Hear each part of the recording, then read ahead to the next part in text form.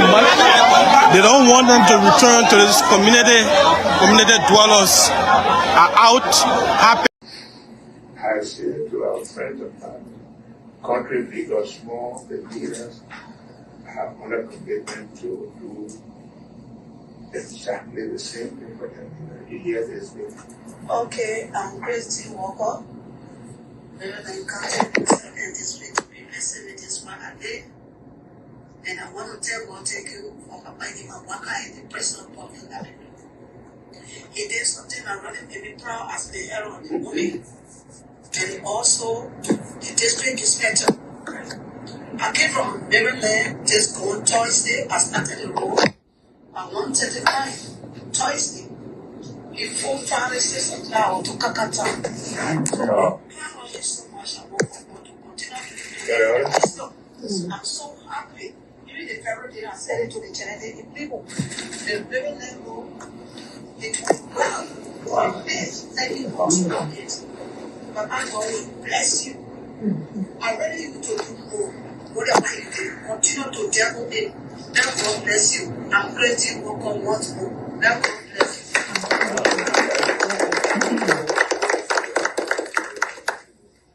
It'll take about almost 3 days.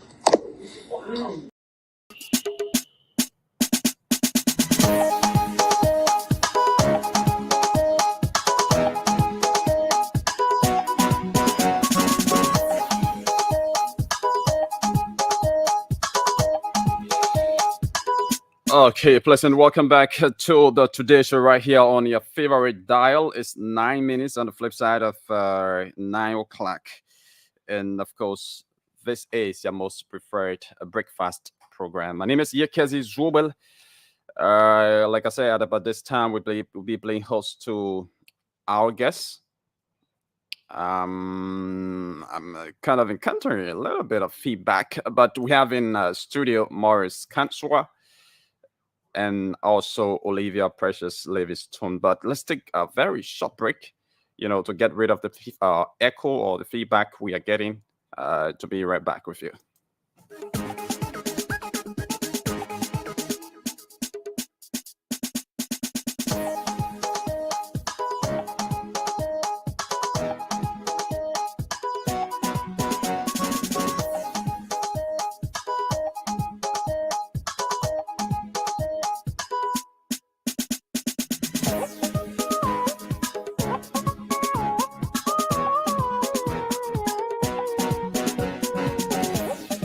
Okay, a pleasant welcome back. Okay, so let's welcome our guests. Our guests here today are Morris Kanswa and Olivia Precious Livingstone.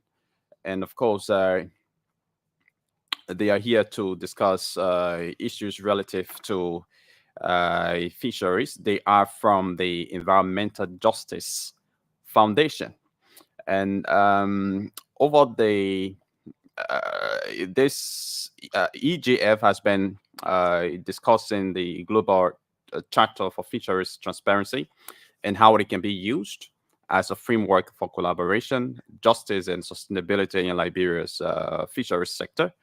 And this program is supported by the Communities for Fisheries Project. The Communities for Fisheries Project is a 5-year European Union-funded project implemented by the Environmental Justice Forum to support the Liberian government in promoting sustainable and legal fisheries. The project's main objective is to improve the livelihood of fisher folks by creating skilled, capable, and effective collaborative management associations to enhance the management and governance of the marine ecosystems and fish stocks in Liberia. The Communities for Fisheries project started in 2019 and it's been implemented in Grand Cru, Grand Bassa, and Cape Mount, including Magipi counties. So the European Union supports this program through the Communities for Fisheries project, which has been implemented by the Environmental Justice Foundation in partnership with the National Fisheries and Aquaculture Authority, NAFA for short. So today's discussion will focus on EJF's 10 principles for global transparency and how NAFA can adopt them to promote a transparent and legal fisheries sector. Our guests are already here: Maurice Kanshwa and Olivia Precious Livingstone. Let's now usher them in. Welcome to the show. Thank you, Yekisi. Thank you. It's a pleasure to be here again. Okay, a pleasure to have you back here. How are you? How are you doing? I'm good. I'm glad to be here and also discuss something that is very key to the livelihood of our people, futures. Okay. Olivia, how are you? I'm fine, and I'm happy that we're back with another exciting and informative episode of the Let's Talk Fisheries radio program. Thanks for hosting us. Okay. Welcome back, and it's good to be here again. So let's begin again with an overview of EGF and its role in the Global Charter for Fisheries Transparency. All right, so thanks, Yekisi. The Environmental Justice Foundation works in about 14 countries around the world to protect people and planet. So we protect people and planet by exposing crimes and violations to human rights and our natural environment. We also seek to protect indigenous people and people who are mostly affected by climate change, biodiversity loss, and other um, global happenings. So we expose crimes happening to the environment and human rights through our investigation. And we release films, we release hard hitting reports, and with those reports, we are able to inform durable policy to protect people in the natural environment. So, as I said, we work in over 14 countries around the world, and we work to protect people. We work with environmental defenders, we work with journalists, and we develop tailored programs to build the capacity of those people so that they can also be able to defend their own human rights and their environment on which they depend. So that's a summary of what we do at EGF. And in Liberia, we are implementing the Communities for Fisheries project. And my colleague Maurice will talk a bit about what we do on the Communities for Fisheries project. Okay, Maurice, welcome again. Thank you, Yekezi. Yes, so as we have stated, and we could to educate the public about this project that is funded by the European Union. The Community of Future projects, as we have stated, is in 4 counties, out of the 9 coastal counties. Um, and the projects have been working towards imparting the livelihood of small scale features that we call artisanal features. So how do we do that? We first try to engage our partner because we are partnering with the government through the National Fisheries Aquaculture Authority. So we agree on a clear strategy of how we can engage and empower local people in managing our sector. That led to the formations of what we call the Collaborative Management Associations. And in Maigibi was our first county where we kind of like created and established the first Collaborative Management Association. And then we moved onward to Grand Bassa. And lesson learned from those 2 counties help us to kind of expand CMAs within the other 2 counties. So, for example, in Grand Cape Town County, we established 3 CMAs. And the reason behind that was that we learned from our previous engagement with 2 counties, Maigibi and Grand Bassa, the distances between these communities, fishing communities. So the governing process, especially people who don't have the financial resources to commute and to take initiatives that will be beneficial. So we say, okay, a good cluster the community where people can easily commute and engage, have meetings and stuff like that. So we created 3 meetings of CMAs in Cape Town, and then well, now classify Region 1, which is in Rabasport. Okay. Region 2 is in Bumi, and Region 3 is a place we call Tilo, Crutown. And then we go to Grand crew, we have two CMAs. One is in Saxton, where the headquarters is, the cluster community. Then we also have the next one in Francis, Okay. with a cluster community. So our engagements are really focused on people whose livelihood solely depends on the small scale fisheries set of Liberia. Okay. And last week, we discussed EJF's 10 principles for the first 5 principles were discussed last week, and we were left with the balance of 5 to be discussed. So, what are the last 5 principles? All right. So, as you said last week, we talked about the first 5 of the 10 principles. Yeah. And these principles are part of the Global Charter for Fisheries Transparency, aimed to promote transparent fisheries governance. So, promoting and enacting these principles is assigned by the government of Liberia and other countries who will enact the principles that they are committed to promoting participatory fisheries governance, to protecting their marine resources, and to empower fishers whose lives depend on marine resources. So today we're talking about the last 5, and number 6 principle says that we should ban transferring fish between boats at sea unless pre-authorized, carefully monitored, and publicly logged. Okay. So number 7 says mandate the adoption of robust control systems that ensure seafood is legal and traceable from boat to plate, conforming to relevant cash management measures whose key data elements are made publicly available. So number 8 says ratify and comply with international instruments that set clear standards for fishing vessels and the trade in fisheries products, including FAO, PSMA, ILO Fundamental Principles and Rights at Work, and ILO C 188, and IMO Cape Town Agreement. We'll talk about all of these agreements. And also, number 9 says publish all collected fisheries data and scientific assessments in order to facilitate access to information for small-scale fishers, fish workers, indigenous communities, and other stakeholders.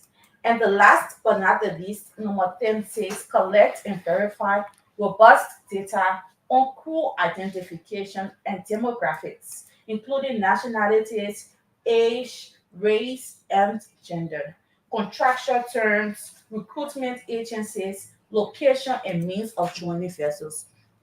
So these are the 5 principles, the 5 last set of principles that we are going to discuss today. And we will start with number 6, which looks at transshipment. So, Boris, you can start and then. Okay, so number 6 of the Global Charter as it relates to transparency feature, let's talk about the banning transferring fish between boat at sea. In Liberia, we know Section 10.25 of our law talk about issue of transshipment, and that's the transferring of fish stock, whatever species, whatever it is, cash on ocean from your boat to another boat. So, but in Liberia, do we have a law that ban that? It's the issues that we're creating awareness on. So that means we have to look at our law, because our position here, like I said last week, is not to demean or to criticize the National Aquaculture Authority, but it's to kind of instigate and create a platform where we can more openly discuss our laws and see where can we strengthen them. And that one has to do with the issues of banning, the issue of transferring fish between boat and sea. The charter says, oh, we should ban that. Our law, if you read it, doesn't clearly spell out about issues of ban. So is it an area for discussion? It's why we're having the kind of conversation. That's another key area. So the first thing is folks want to know what's the essence of the ban. All right. So transshipment, as Maurice said, is transferring catch from one vessel to another, and this is usually done at sea. So vessels transfer cash usually to refrigerated vessels that can keep the cash fresh for a long period of time. So by transferring the cash, they don't have to come back to shore to unload the fish or to refuel. So by spending prolonged period of time on the sea, sometimes the crew might get negatively affected. Okay. Because if you signed a contract to fish for only 4 months or 2 months, and then because the vessel has transferred its cash, it doesn't have to come back. So you will have to stay there. You'll be confined to that space for maybe additional 4 months, and that was not in the contract. Okay. And by staying for a prolonged period, they might be exposed to human rights abuses, which go against their fundamental human rights. And another reason why the charter is calling for banning of transshipment is because vessels can falsify cache data you, because they are transshipping to other vessels. So if I'm not supposed to catch maybe high value species like tuna or salmon, but I went and caught them and I don't want the country I'm fishing in to know that I caught the species, I can easily transfer to another vessel who will then take it to another country. So I'm not accurately reporting my cache data to Liberia. Let's say the vessel is fishing on Liberia's water. So now Liberia does not know what the vessel is really doing. It's under reporting, which is a form of IUU fishing. So that's why we're saying is either you ban it or it only happens when you authorize it. And you can authorize it using the FAO transshipment principles. You ensure that both vessels involved in transshipment have been authorized by your government. And you have fisheries observers on board. So fisheries observers can be working with NAFA and they can be there to observe what's happening, what kind of species is being transshipped, the quantity, and all other necessary data needs to be published with FAO, with FCWC, so that everyone is aware that this is happening and what is happening. Okay, Morris, you want to add on? I know you were in and flight. that also include also the reasons, because there are the issue we're trying to discourage why the global challenge is saying ban, because there are illegal activities happening. And our quest towards sustaining the sector is to eradicate illegal activities from the fishing sector. And transshipment is one of the key areas where illegal activities take place. And like we have stated, the catches, the data on catches, is a key issue. Every fishing vessel should want to report on the different species of fish catch within the ocean. So if you're doing the transshipment, it's a likelihood that you call up some information. So that's key. So to avoid, and that entails a lot of information sharing, engagement, and stakeholder involvement. So, and sometimes it costs extensive. So to go through all the process, the charter looker said, "No, what we'll do, ban it," because most time people bypass all this to avoid cost, because mind you, these fishing vessels are business. So in business to maximize profit. So they wouldn't want to spend plenty of money, to do other the engagement, informing NAFA, informing the Coast Guard, or authority that's involved with ensuring that the proper information regarding the catch for the period is reported.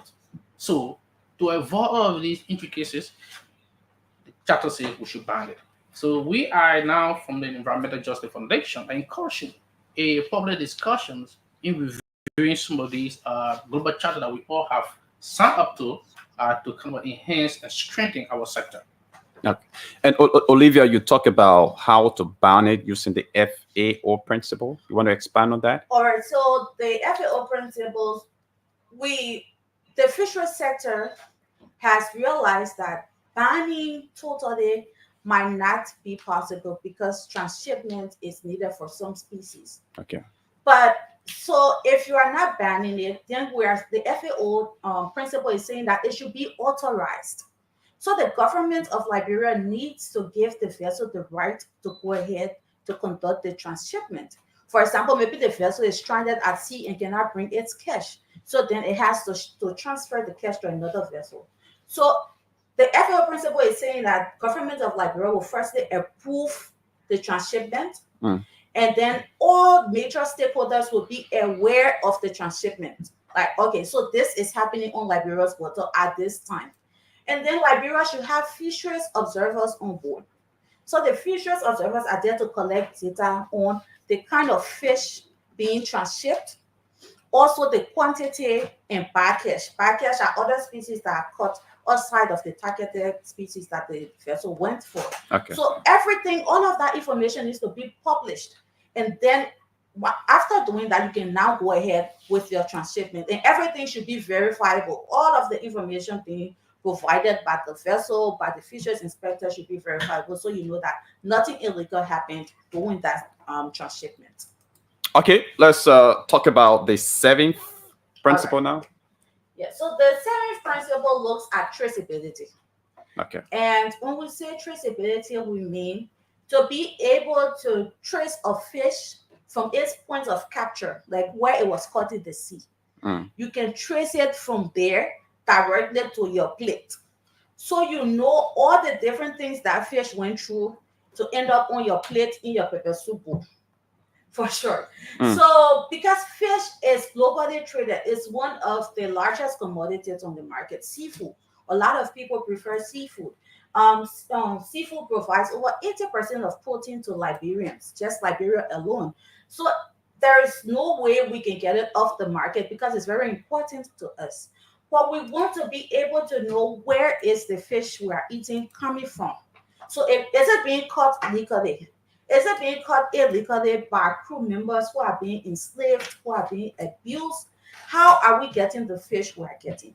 So the Global Charter is saying that the Liberian government should have import control schemes, not only the Liberian government, but all other countries. So with the import control schemes, you can promote things like labeling, for example.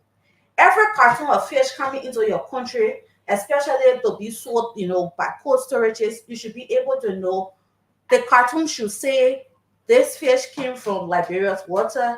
It was caught by this vessel. It was caught at this time or around this time. So you should have that basic information so you know where the fish is coming from. And this is important because when you have labeling, people who are involved in illegal fisheries will not be able to penetrate your market.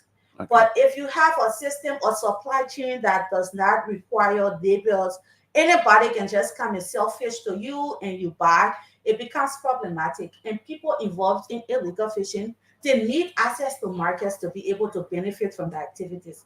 So if you run a system that is porous, they can easily penetrate your market and sell their illegal catch in your country and get rich and get benefits from it, and you don't even know where the fish is coming from. So we say label your fish. Tell us where it's coming from. So the European Union, that funds the Communities for Fisheries Project, has a very good ICT scheme that is called the First Certification Scheme. Mm. So with that, every fish entering the EU market has a certificate. Okay. When the EU knows where it's coming from, which vessel caught it, and they're encouraging all other countries to take on this so that we can be able to trace the fish we eat. All right. Well, what about the citizens? I know you are looking at the vessels, those that are involved in the fishery, fishing, and all of that. But the citizens themselves, what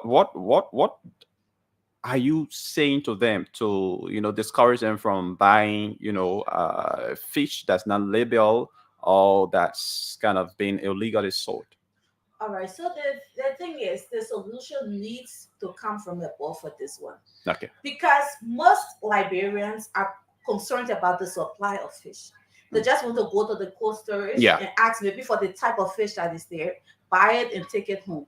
So they're not really focusing on all those details like labeling, like where is the fish coming from, how was this fish caught. They're not focusing on it. So that's why the government needs to take the lead to ensure that they pay attention to those details so that the fish reaching their citizens are safely and legally caught and they're also safe to eat. So in this case, government takes the lead and publish the information. So this cold storage from Peaceville, let's say, is selling fish from this country. So everyone knows, okay, so Peaceville cold storage sells fish from this country, and this is how the fish was caught.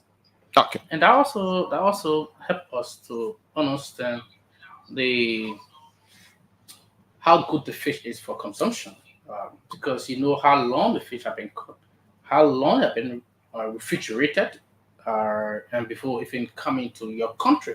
That can also promote the issue of safety, because mind you, in Liberia now you see everybody having some stuff of issues when you go to the hospital. That also may be contributing to the kind of food we're eating. I'm saying maybe because I'm not a doctor, right?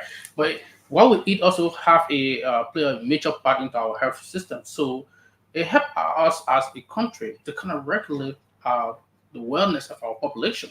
If we regulate this kind of thing, we have a healthy society, and the government play a crucial role in terms of regulating the kind of food. That's why we have different agencies of government, whom they are name, that involve into regulating and standardizing what enters our country.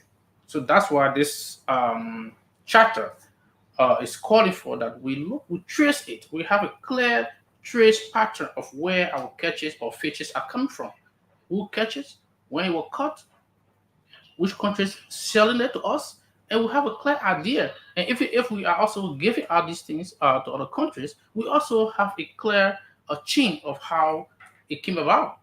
So, but in Liberia to now, this is another issue that we need to look at because we have some vessel fishing. What's the process like? Are the information made public? Which one of the information are made public? Which one of the information are kept for what confidentiality reasons? Why is this confidential? This kind of debate are necessary, and that's also the essence of this whole global charter is to create a public debate in terms of discussing, not to undermine the process, but to enhance the process so that stakeholders and local actors can become strongly involved. Okay.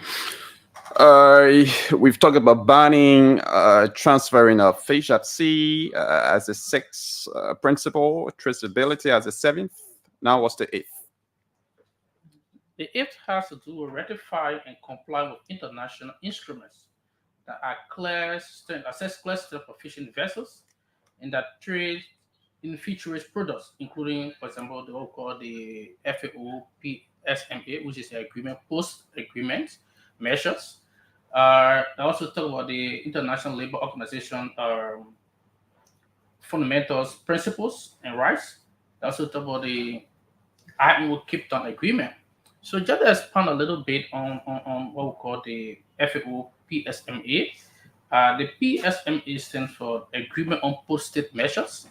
That's just what the abbreviation for. And this is the first international agreement that specifically focus on addressing the issue of illegal, unregulated, unreported fisheries. And the objective for this engagement or policy is to prevent vessels that are engaged into illegal fisheries activities. And it is geared toward deterring them because the post-state measures reduces the incentives of such vessels to continue to operate while also blocking fisheries product from delivering illegal fishes in wherever regions they operate. So that's why the FAO PSM is very key for us to look at. And that also starts with issue of what we call traceability. The next one has to do with called the C188, that's the ILOC 188. That basically fall under the United Nations Agency that represents International Labour Organization that standardize provide standard for labor within international working environments. And the intent is to kind of improve the occupational safety and health and medical care at sea because we also mentioned when we talk about disability, people's on the vessels has to be protected. Their rights have to be protected. Their health. So the ILOC 188 is calling that we ensure on sea that our crew members' features are well taken care of. And that's when they're receiving sufficient rest for their health and safety. Sleep is also another major issue, right? Scientists have said we should sleep for 8 hours. We know based on our new changes and modernizations and other issues, sometimes some people sleep for 6, 7 hours. But it's a still a process. Do people have good rest? Because mind you, there's also that been report of a crew being enslaved, have no rights, the rights are being abused. So this law is going that we should ensure that rights are abused at sea. That's why you are working for whatever crew. It's very important that they are well safe. They have normal rest. They feel that they're working in a normal space, protected. So that's one key thing of we like to highlight. And this is the aim of this to ensure that fishing vessels are constructed and maintained so that fisheries have decent living condition while they are on board. Because that's why I just put in nutshell to say that we show that they feel well, that they are home, like you doing the same 8 hour job, go to work, and afterward you're going home. The outside is different, you are on the sea, on the ocean. But the vessel should be built in a way that they feel accommodating, they feel welcome, they feel home. And that's why we're discussing this section of the global charter that were ratified. This is very key. And maybe Michael who also want to add. All right, thank you so much, Maris. So just to add to what Maris said about the posted measure agreement. So how is it implemented? How can a country implement this? So Liberia is a signatory to this agreement. We have ratified it. So kudos to Liberia on that one. And how this can be done is, for example, when a vessel alerts Liberia that they want to come to our port, Mm. so we will first investigate the vessel, like what we're talking about due diligence. Where is this vessel coming from? And what was this vessel doing? So if we're not satisfied with our findings, we can deny the vessel entry into the port. So we can tell the vessel, no, you cannot come here. So the vessel will have to find somewhere else to go, which is cost intensive. And another thing we can do is to allow them entry into the port, but then we thoroughly inspect the vessel. So Liberia has the right to thoroughly inspect any vessel that will come, whether it flies our flag or not, because of the PSNA. So after we thoroughly investigate, inspect, and we find out that indeed this vessel was involved in illegal activities, we can now take the required actions by informing FAO, by informing FCWC and other regional stakeholders so that the vessel now can be penalized. So that's what the PSNA does, and that's how it protects the fisheries sector. So another thing Maurice mentioned about the Cape Town Agreement, the vessels that are going out to fish, are they safe for workers? Because the entire fisheries industry is supported by people. If you don't have people on board trying to get the fish, fishing would be impossible. But are the people who are supporting the fisheries being taken care of? Do you have communication system to alert people in case of health emergency or accidents? Do they have enough hours of rest? Do you have enough crew so that they can alternate and don't have to work over long period of time? So because the way you take care of your crew is important, they are working just as everyone else is working. So do they have a legal contract for fishing on that vessel? Do they have benefits like other workers? So those are the things that the global charter is calling for. So Liberia and other countries now need to inspect those vessels to ensure that it is accommodating and it is safe for all workers and everyone else who will be on board.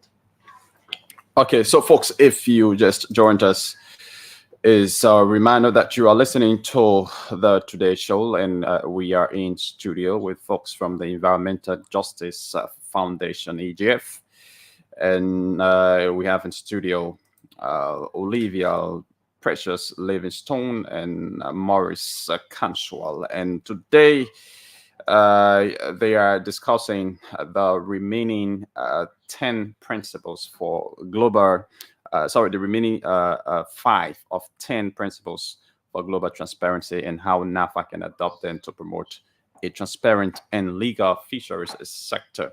So if you are following the conversation, keep following, or and better still, invite someone to follow alongside you, because this is very, very educative. All right.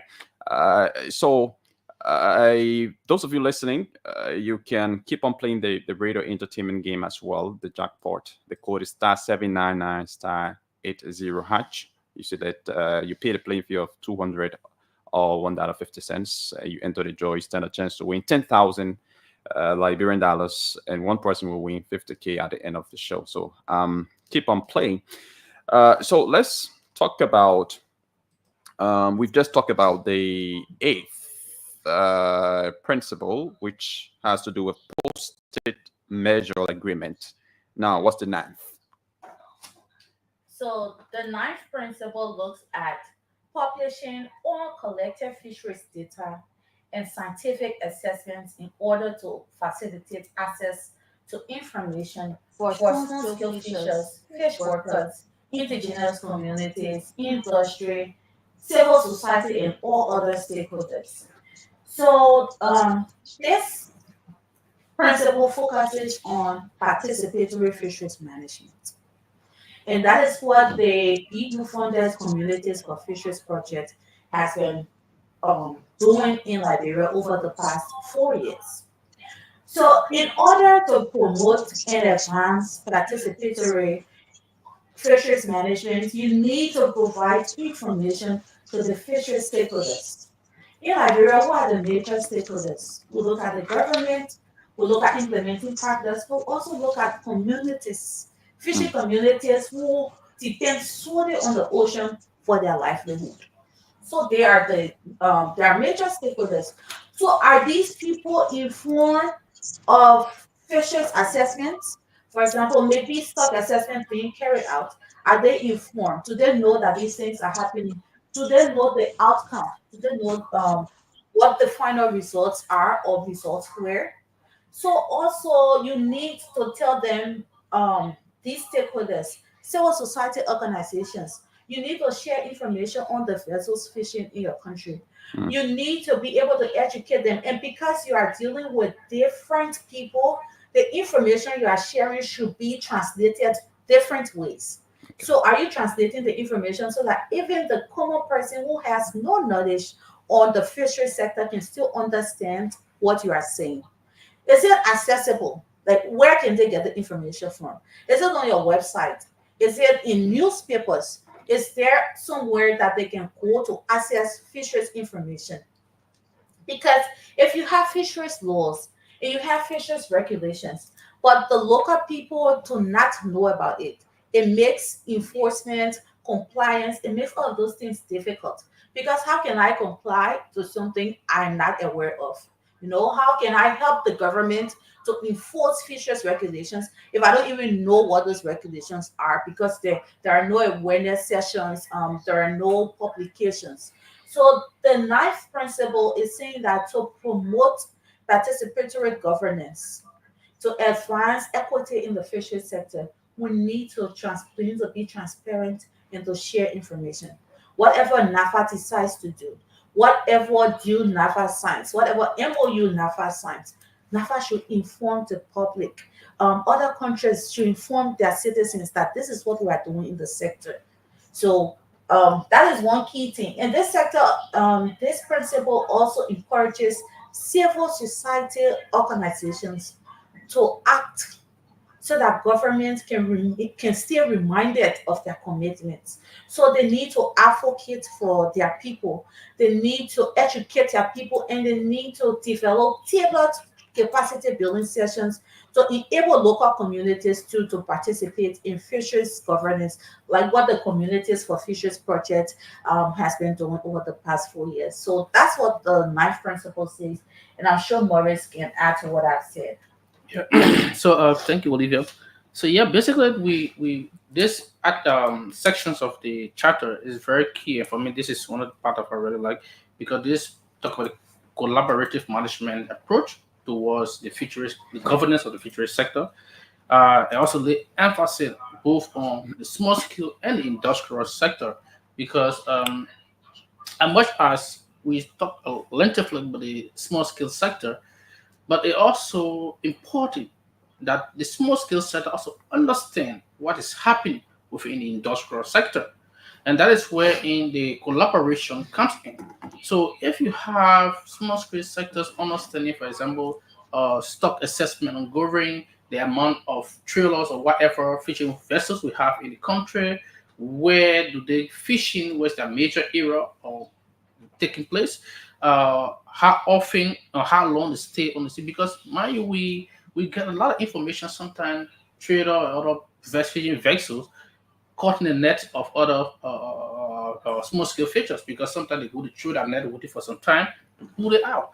How do we understand? Because I want to believe that if these information are clear, they know where and when it will go out. They also understand that's why we have IEZ zone and where they small scale to fishing. Mm. But that will also provide another collaborations of how do we engage with each other and when these boat travels around. That's one aspect. And another aspect to look at, we talk about this article providing subsidies. we see that the government just with the CMA signed the MOU. I think that's another form of solidarity. We want to congratulate the National Fisheries Aquaculture Authority for signing MOU because that MOU gives the now the legal rights to the CMAs and bind the authority to give certain percentage of their annual earning to the operations and empowerment of the Collaborative Management Association that is established to assist the government in enforcing, managing the fisheries sector of our country. And this law encourages this kind of platform. And I think NAFAD is doing making some progress in this line. But I think there's a lot needs to be done in terms of how do we share information. I know there are a lot of other information on the website, but are the public educated to this information? That's key thing, and that's why we also want to for NAFA to improve on. For example, the different high-profile information. Do we have representative of the civil society present? It's key. I know we have the Liberia Artisanal Features Association that's present, but can we motivate other civil society to see this sector? Because if you see I don't want to call it a sector, but there are other sectors that have so much civil society organization. For example, you look at the political landscape, you look at issue of accountability. There are so many people talking about different issues in government. This sector have a few people. So how can NAFA encourage? Because if they have so many people reminding them of the role and responsibility, it will help them to properly address some of the issues because we know they have a lot on their plate. They have to take a lot of stuff. We talk about the red card issue, the yellow card issues that some people call on the last show. They discuss a lot of international issues. So if the civil society work is to kind of remind them and sit with it and design strategy how to address some of the issues because civil society have a wealth of ideas, a wealth of knowledge that they can contribute. But are they being encouraged to come in? That's one aspect we need to look at, and that's why we are creating the awareness so that making this process and policies and easily accessible. Accessibility, like for example, we are starting a platform just in a little CMA we are established. We create a rooms where people share grievances, share challenges, share successes. And that chaplain, J Martin, will just create a WhatsApp chaplain. That chaplain has become very effective tools where a lot of information are channeled. And people say some of the time, the people that are educated, the people that are this, we realize that almost everyone has smartphones. If not, most people have smartphones. So in a group, you have 1 or 2%. And 1 or 2% will share the information. So I don't have to take to the phone and call Grand Group. They are putting information. So at the national level, what are we doing? What platform are we creating to share information, to create the platform where we discuss and have a dialogue on how can we improve this set and interact is very key. And that's why the publications and for collected fisheries data for scientific assessment is gearing towards in a more participatory manner. Okay. We got 10 minutes up to 10 o'clock. What's the 10th and the last principle now? So the 10th and last principle looks at human rights abuse and forced labor at sea. Okay. So this is similar to the principle that talks about protecting crew members while they are at sea. Because fishers won't operate without the people who harvest the fish. And because fishermen or people who own those vessels, they are businessmen. So sometimes they try to recruit people in a way that will offset their operational costs and maximize profits. So they go to communities where people do not have access to jobs and there are young people who want job experience and they tell them, okay, so come and fish for me or let's go on my vessel. And sometimes these people follow them and when they go to sea or before going to sea, there is no legal document that, okay, this is your employment contract that you are working on this vessel. It's just handshake agreement, whatever. Okay, so let's go, and then I will pay you a certain amount. And there have been reports that sometimes when they start fishing, they will withhold wages. So money that they promised these people, they will withhold those money from them. And in some cases, even routine major documents like passport and other things so that the fishers cannot escape. So they are stuck and confined to that space for a long period of time without having access to the internet, without communicating with their family. So no one knows what's really happening to them. And if they are far like deep sea fishing, it's hard to get in touch with any of them. So that is where they are exposed to a lot of human rights abuses and violations. For example, there's an estimate that there are over 100,000 fatalities in the fishery sector every year. So Mm. every year, over 100,000 people might lose their lives because they are involved in fishing. So we need to protect the fishermen as much as we are protecting the fish stock. And the global charter says we can do this by ensuring that vessels share with us all their crew members' names. So who are on the vessels? Who are you taking with you to sea? Their demographics, like nationalities, which countries are they from? You know, and also you should be able to tell the government or wherever you are going to fish contacts, like contact information. Can we be able to contact the family in case something happens to this person? If you are legally employing someone, you should have all of those information on the person, and you should be able to share that information with the government. You should be able to share that information with the public, so they hold you accountable for whatever happens to that person. Because there are sometimes cases of disappearance. There are sometimes cases of what is starting to look like slavery on those vessels. And how can we track those things if we don't have information on the crew members? We don't even know who is on the vessel. So this is why the things charter principle of the global charter says that we should ensure that all vessels will disclose the names of its crew members, disclose their ages, nationality, gender, so that we know who they are taking with them. And when they return, we can be able to head count everyone and know that everyone was brought back safely. So this is what the 10th principle says. Okay, Maurice, you want to expand on that? Yeah, I think basically she spoke a lot about it, but we, it's necessary for the government, and that's why we caution the Liberian government through NAFA that every crew that's working will have a centralized system where we have information, clear data on crew members, ranging from name to age to gender to race, whatever data that can identify a person needed. And if the next of kin, this is very key. Everywhere you work, you always ask for a next of kin, next of kin, next of kin. Martineer beyond there is that if something happens to you that you cannot communicate by yourself, the entity employer you can communicate with that person to inform them of the situation and to get them involved. Do we have the system clearly in place in our sector? It's something that we need to look at because this is why the church we should collect data on all of these people working as a crew member on your vessel. So we need to strengthen this area within our sector to make sure. And I think such a data should also be made public because at the end of the day, it's easier for someone to get the information before you and say, oh, but I have my brother who worked on this vessel. So if you're even the authority can call, you already see the family or other people trying to assist. Like I put our small platform we just created. We had an incident where someone got we went to fishing and I found them. That information was just put within the platform. And because it was placed within the platform, people got an alert and they started to trace. And Mm. because we were able to trace, we were able to find the people from Cape Town who found the immersion. You see how if the information was made public, how would I know? Nobody. So that's is helpful, and that's why we are talking about this.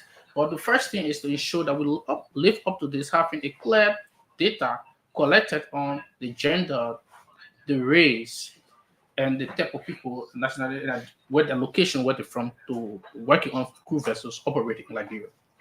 Okay, so folks, if you just joined us, you are listening to the Today Show right here on Spoon 107.5. We're live on our various social media platforms. We're live on Spoon TV Live, Super TV Live, Fabric TV Live, and via our YouTube channel.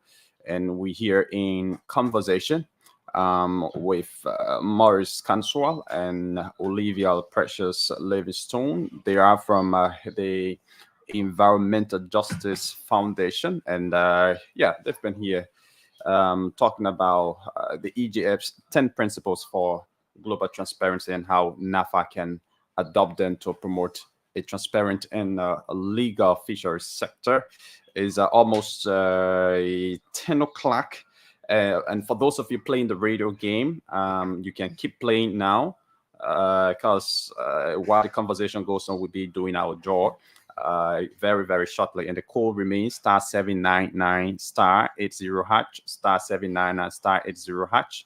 You pay the playing fee of 200 Liberian dollars or $1.50, and you automatically enter the draw and stand a chance to win 10,000 Liberian dollars here. One person will be walking away with 50K here this morning. So we have just a few more minutes, so you can play as many times as you wish. So having discussed all of the 10 principles for global transparency by the Environmental Justice Forum, now the question is, what does it take the government, specifically NAFA, to implement all of those principles?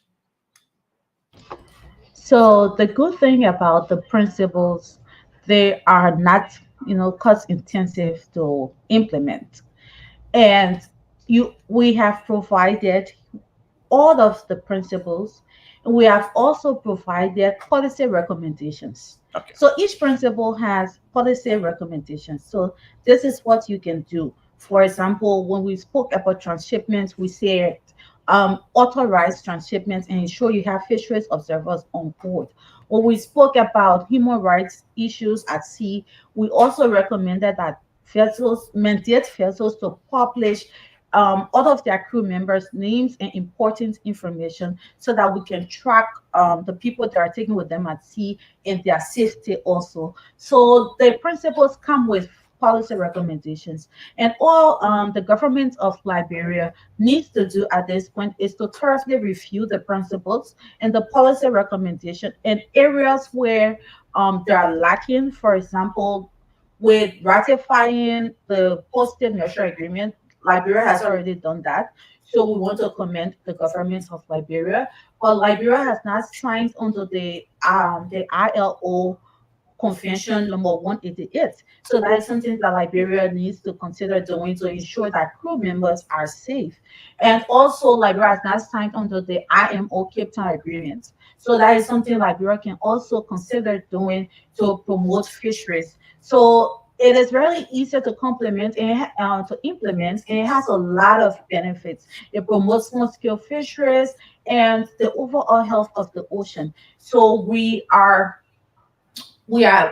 basically imploring the government of Liberia to kind of go ahead and review the principles and review the policy recommendations and see what can be done immediately, like the publication of key information, like including CSOs in decision making processes. Those are ones that can be done immediately. So the ones that can be done immediately, the government of Liberia can take it on while they review and strategize on how to implement the other principles that might require a bit of time or might require putting other things into place before implementing. By doing this, we are presenting this roadmap to increasing transparency in our fisheries, in our ocean governance, and that is something that Liberia will be commended for globally.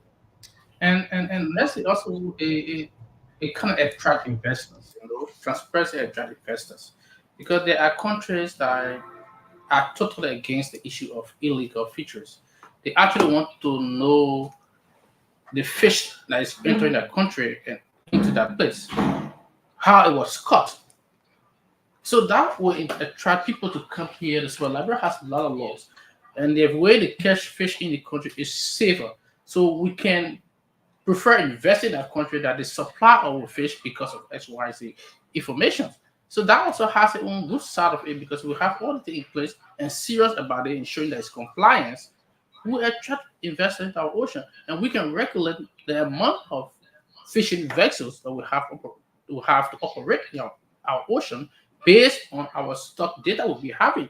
So that is very important for us, and we are just here to encourage the government. Look at each of these principles, see which one you can take on at a time to discuss. And we also encourage them to also bring in other actors, even with limited fisheries knowledge, to expand the discussion and make people understand the value that this sector brings to our society. Okay.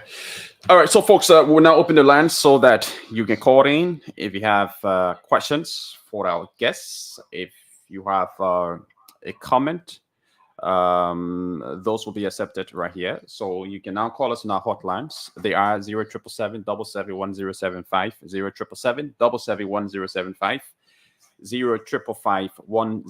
055 Those are the hotlines we have in our studio. Olivia Precious Livingstone and Morris Canswell from the EJF, the Environmental Justice Forum, and they've been here talking about the 10 principles. So it's the 10 principles for global transparency and how NAFA can adopt them to promote a transparent and legal fisheries sector. So if you've been following the conversation and you have any question, any inquiry, or any comment to make, the hotlines are open now. 0777 771 0777 771 055 101075 are the numbers to put you through. And for those of you watching us live on our various social media handles, if you have a question or a comment, you can just comment down there, right down there in our comment section. And of course, we will pin your comments live on the screen. If you have a question as well, you can ask the question right down there in our comment section. And our guests are here ready to answer your question. So let's see whether we can talk to this. Okay, we lost that person. But in the meantime, between time, is there anything that you want to touch on since we are trying to wrap up? All right. So this is the last session on the principles. Yeah. And next week we'll be speaking with journalists to talk about how they can ensure transparency in Liberia's fisheries sector. So we just want to continue to implore the government of Liberia to review the principles and to enact them. So by doing this, they are advancing participatory fisheries governance, and they are heralding the entire implementation of the 10 principles. And that is great. That is commendable. As Maurice said, it will attract investors and it will protect the livelihood of small scale fishers, because we have over the 3,000 of Liberians who are involved in small scale fisheries directly. So enacting these principles will protect their livelihood and will boost food security in the country. So we have a call. No. All right. Morris. Yeah, and we are here to create a platform and start the awareness process and advocacy, because this is literally a new approach. Discussion on our future sector, despite being old, people getting to know more about it. It's just becoming it's a new issue, and Environmental Justice Foundation is kind of leading. I know sometimes people mistake to call us forum, but we are called the Environmental Justice Foundation, with our headquarters in London, and we are here to promote and work collaboratively with the government of Liberia to strengthen not just the small scale fisheries sector, but also the industrial fisheries sector. But our emphasis is mainly on the small scale fisheries sector, because we feel that these are people who are most often forgetting about, most often pay or giving some attention, and most often involved into policy decision making processes. So how can we ensure that the people participate? How can we ensure that people's voices are heard into our national policy? It's very key for us, and we feel that we can do this to encouraging the government to review some of the policy, because some of the policies encourage this participatory fisheries governance. Okay. Thank you very much. We don't have any calls so far, so we like to go home. It's been a wonderful presentation here, and looking forward to seeing you next Wednesday. Thank you.